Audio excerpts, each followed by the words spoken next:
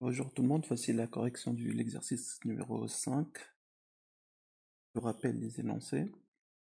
Donc il nous donne un système qui dépend de deux paramètres A et B. Voici le système: AX plus B et Z est égal à 2, AX plus AY plus 4Z est égal à 4, AY plus 2Z est égal à B. Donc je vous rappelle les étapes pour résoudre les systèmes d'équations linéaires. Donc première étape, c'est calculer la matrice augmentée A. Ensuite, on va essayer d'échelonner A. Et la dernière étape, il faut discuter selon les paramètres de A et B pour retrouver les solutions, pour retrouver le nombre des solutions s'il existe.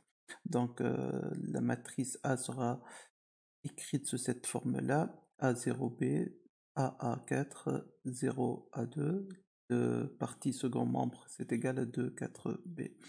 Pour échelonner maintenant, pour échelonner A, je vais faire des opérations qui sont élémentaires. Donc, premier changement, c'est la deuxième ligne est égale à la deuxième ligne moins L1, et on obtient A0B, 0A4-B et 0A2. Maintenant, l'autre opération, ça sera la ligne 3.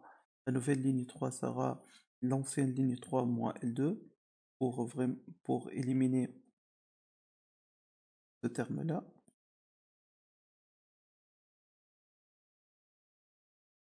Ensuite, donc, on retrouve A seconde égale à 0B, 0A4-B, 0, 0B-2. Donc, on va commencer la discussion. A seconde maintenant, elle a l'air d'être échelonnée, ça veut dire qu'elle est sous forme d'une matrice triangulaire où AIJ est égal à 0 si J est inférieur à I. Donc on va commencer la discussion, on va prendre le premier cas où A elle est différent de 0. Donc où A elle est différente de 0, A seconde elle est déjà échelonnée, puisqu'elle a cette structure de matrice triangulaire. Et on va commencer la discussion, on va prendre B est égal à 2. J'ai deux paramètres, donc le premier il est différent de 0, le second il est égal à 2. Et donc là, dans ce cas-là, il sera écrit à 0,2, 0,2, 2, et j'ai une troisième équation qui ne sert absolument à rien. Et donc j'ai donc deux équations, mais trois inconnus. Donc j'ai une variable supplémentaire, qu'on va dire une variable libre, notée Z. La variable libre, c'est Z. Donc S va être écrit sous cette forme-là: AX est égal à 2 moins 2Z, AY égale à 2 moins 2Z, et on obtient la résolution: X est égal à 2 moins 2Z sur A, Y aussi 2 moins 2Z sur A, et on a Z, un paramètre qui est en fait une variable qui est libre. Z appartient à R, d'où S a une infinité de solutions, et l'ensemble des solutions est égal à 2 moins A moins 2AZ, etc. Voilà, donc une solution de Z, une solution de S, je vais prendre V, une solution de S, elle va s'écrire comme étant 2 sur A 0, plus moins 2 sur A, moins 2 sur A, 1 Z. Donc ici c'est une solution, on va dire que c'est une solution particulière.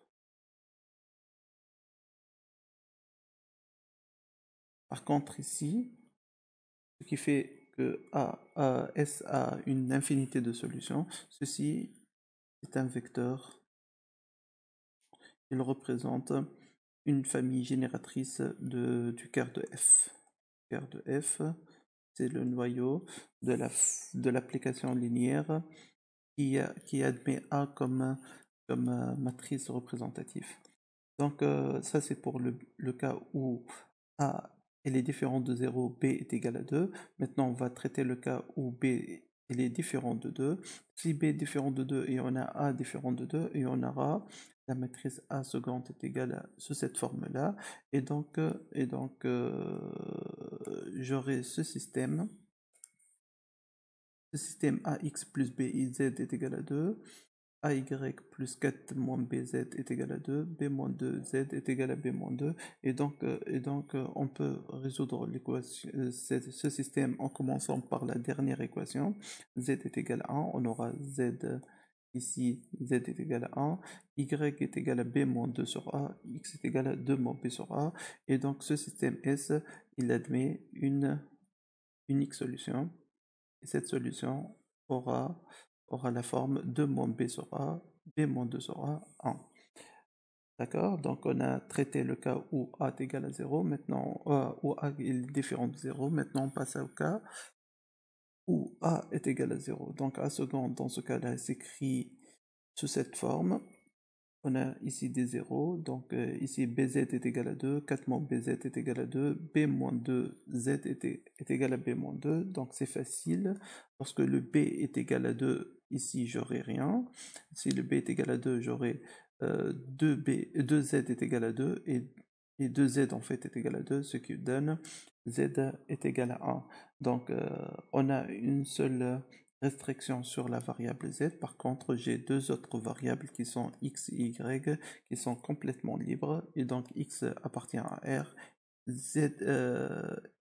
y appartient à R, et z est égal à 1, donc on a une infinité de solutions, et dans ce cas-là, le quart de f aura une dimension est égale à 2. Par contre, pour le b, si b il est différent de 2, on aura ici 2z est égal à 2, non, b différent de 2, donc on aura directement une contradiction, puisque dans la troisième équation, on aura z est égal à 1, par contre dans la deuxième équation, on aura z est égal à 2 sur 4 moins b. Ça donne une contradiction dans le cas où b est différent de 2, donc on n'a aucune solution dans ce cas-là. Donc S dans R3, le nombre de solutions dans R3 est égal à l'ensemble vide. Merci pour votre attention.